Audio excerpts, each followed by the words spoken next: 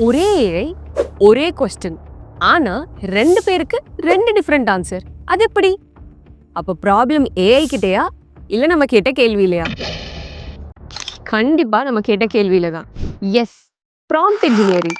கேள்வி கேட்கறதெல்லாம் ஒரு வேலையா அப்படின்னு கேட்டா கண்டிப்பா. ஆனா கரெக்டான கேள்வி கேட்கறது தான் அந்த வேலை. அவங்க தான் ப்ராம்ப்ட் இன்ஜினியர். ஏஐ கிட்ட என் நம்பர் ஆஃப் டேட்டாஸ் இருக்கும். ஸோ நம்ம கரெக்டான ப்ராம்ப்டை இன்புட்டா கொடுத்தாதான் ஏஐ நமக்கு கரெக்டான அவுட்புட் கொடுக்கும். ப்ராம்ப்ட் இன்ஜினியரிங்ல இன்வால்வ் ஆயிருக்கிற 6 important steps: task, context, exemplar, persona, tone, format. இப்போ நான் ChatGPT கிட்ட என்ன கேட்க போறேன்னா, நான் ஒரு கம்பெனில சாஃப்ட்வேர் டெவலப்பர் ரோலுக்கு அப்ளை பண்ணியிருக்கேன். ஸோ இன்டர்வியூ கிராக் பண்றதுக்கு இம்பார்ட்டன்ட் கொஸ்டின்ஸ் எல்லாமே லிஸ்ட் டவுன் பண்ண சொல்ல போறேன். அதோட ப்ராம்ப்டை நான் இப்படி கேட்கிறேன். அதுக்கு வந்த ரிசல்ட் பாருங்க.